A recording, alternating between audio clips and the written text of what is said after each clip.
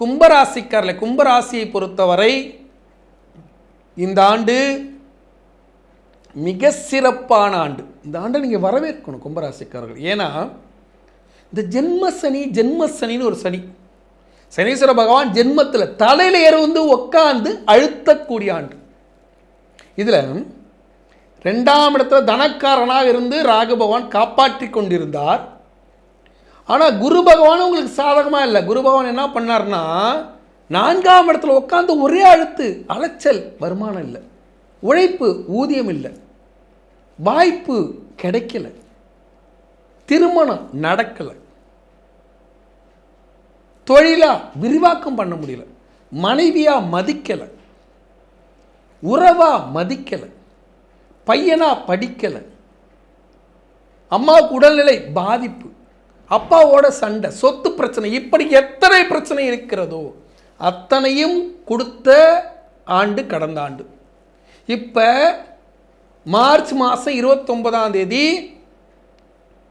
திருநள்ளாறு சனிப்பெயர்ச்சி, டிசம்பரில் திருக்கணித பஞ்சாங்கப்படி மார்ச் மாதம் 29ஆம் தேதி உங்களுக்கு ஜென்ம சனி நிறைவு பெற்று பாத சனி, லாப சனி. நல்லா புரிந்து கொள்ளுங்க.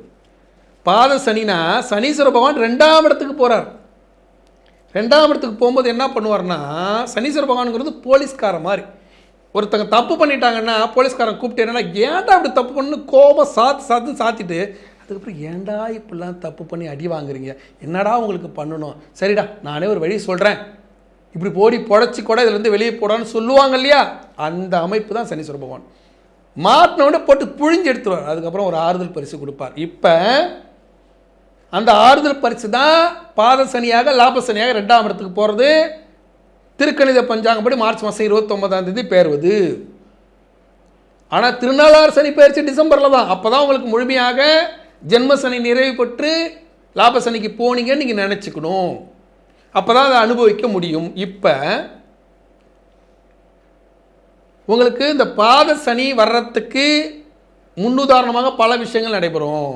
1, அதே போல் மே மாதம் 14ஆம் தேதி குரு பகவான் 5ஆம் இடத்துக்கு போயிடுவார், தொழில்காரனா லாபம். ராகு பகவான் ஜென்மத்தில் உட்காந்து திடீர் வாய்ப்பு. கேது பகவான் 7ல் உட்காந்து திருமண தடை, பார்ட்னர்ஷிப்பில் சில தடை, தந்தை வழி பாட்டிக்கு குறைபாடு, தாயார் வழி சொத்துக்களில் சில பிரச்சனைகள், அதே மாதிரி ஒரு இடத்துல வேலைக்கு போனோம்னா முழுமையான சம்பளம் கிடைக்காம சில கருங்காலிகளால் கூட வர சில துரோகிகளால் சில சங்கடம். இதுதான், வேற ஒன்றும் இல்லை. மற்றபடி உழைப்புக்கேற்ற ஊதியம். 100 ரூபாய்க்கு வேலைக்கு போனீங்கன்னா 50 ரூபா கேரண்டி, 100 கேரண்டியாக இல்லை. ஏன்னா சனீஸ்வர பகவான் பாத சனியாக தான் வரார். ஆனால் இப்போ அந்த வேலையை செஞ்சிங்கன்னா 7.5 சனி முடிஞ்ச பிறகு மிகப்பெரிய வாய்ப்பு. அப்படியாக பல புதிய நல்ல விஷயங்களை கொடுக்கக்கூடிய ஒரு அற்புதமான ஆண்டு. சின்ன சின்ன விஷயத்தை நீங்கள் புரிந்து கொள்ளணும். இந்த கும்பராசிக்காரர்கள் புகழுக்கு ஆசைப்படக்கூடிய ராசி, பணத்தை விரும்பாத ராசி. பணத்தை நேசிப்பாங்க, பணத்தை விரும்பாமல் யாரும் இருக்க முடியாது. ஆனால் பணத்தை விட புகழை, மரியாதையை விரும்பக்கூடிய ராசி. அவர்கள் பல அவமானங்களை சந்தித்திருப்பார்கள். ஏன்னா சனீஸ்வர பகவான் ஃபஸ்ட்டு அங்கே அந்த டிக்னிட்டி அதை தான் உடைப்பார், மரியாதை தான் அடிப்பார், உடைப்பார்.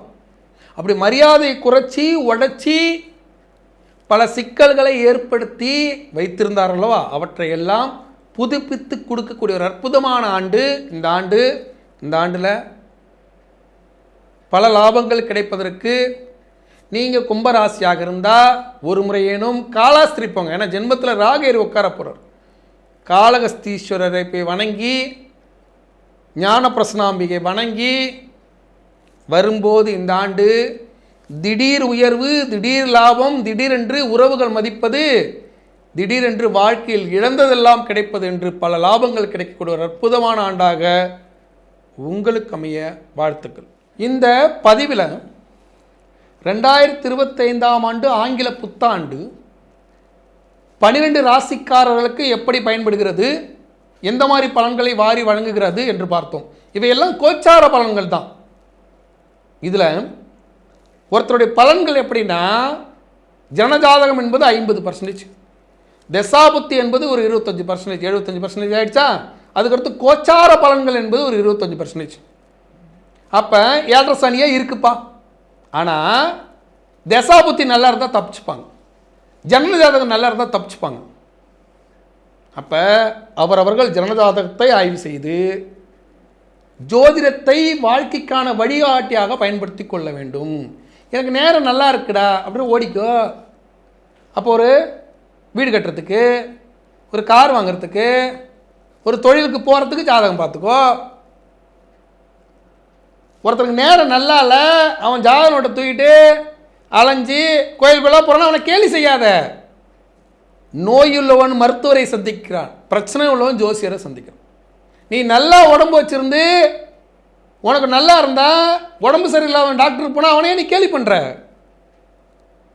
உடம்பு சரியில்லாதான் அவன் டாக்டருக்கு போகிறான், அதுமாதிரி நேரம் சரியில்லாதான் ஜோசியரை பார்க்குறான். உனக்கு நேரம் நல்லா தான் நீ போட்டு போயிட்டுறேன். உனக்கு புண்ணிய கணக்கு ஏற்கனவே இருக்கும், அதை நீ அனுபவிச்சுட்டு இருப்ப, நீ மட்டும் போயிட்டுரு. அவரவர்கள் நம்பிக்கையில் மூட நம்பிக்கை கலக்காமல் பார்த்து கொள்ளுங்கள், அவநம்பிக்கை இல்லாமல் பார்த்து கொள்ளுங்கள். ஆனால் நம்பிக்கையை வேணுமென்றே அவநம்பிக்கையாக மாற்றாதீர்கள். ஜோதிடம் என்பது ஒரு நல்ல விஷயம். அதில் வாழ்க்கைக்கு வழிகாட்டியாக எடுத்துக்கொண்டு நம்ம பயன்படுத்திக்கணும். இந்த 2025 புத்தாண்டில் பல நல்ல விஷயங்களை சரியாக பயன்படுத்தி அதற்கான இறை வழிபாட்டை செய்து இந்த ஆண்டை சிறப்பாக அமைத்து கொள்ளணும். அனைவருக்கும் ஆங்கில புத்தாண்டு நல்வாழ்த்துக்களை தெரிவித்துக் கொண்டு, அனைவரும் சீதா சுரேஷ் வலையொலி காணொலியை சப்ஸ்கிரைப் பண்ணிக்கோங்க, பெல் ஐக்கானை கிளிக் பண்ணுங்கள், நண்பர்கள் உறவுக்காரருக்கு ஷேர் பண்ணுங்கள். பல நல்ல விஷயங்கள், புரியாத விஷயங்கள் நம்ம வலையொலி மூலிமா உங்களுக்கு வர காத்திருக்கிறது. உங்களுக்கு இந்த சனிப்பெயர்ச்சியில் கூட குழப்பம் இருந்திருக்கும், உண்மையாலுமே மாறி போச்சா இல்லை மாறலையான்னு அதுக்கு தெளிவான ஒரு விளக்கம் நான் கொடுத்துருக்கேன். இதே போல் பல புரியாத புதிர்களுக்கு தொடர்ச்சியாக விடையளித்து கொண்டிருக்கிறோம் நம்மளது காணொலியில்.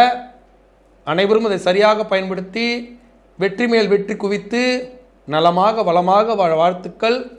மீண்டும் இதே போல் ஒரு காணொலியில் உங்களை சந்திக்கும் வரை உங்களிடம் விடைபெறுவது வானசாஸ்திர நிபுணர், உங்கள் வாழ்வியல் ஜோதிடர், உலக மாந்தி ஜோதிடர் டாக்டர் சீதா சுரேஷ். நன்றி, வணக்கம்.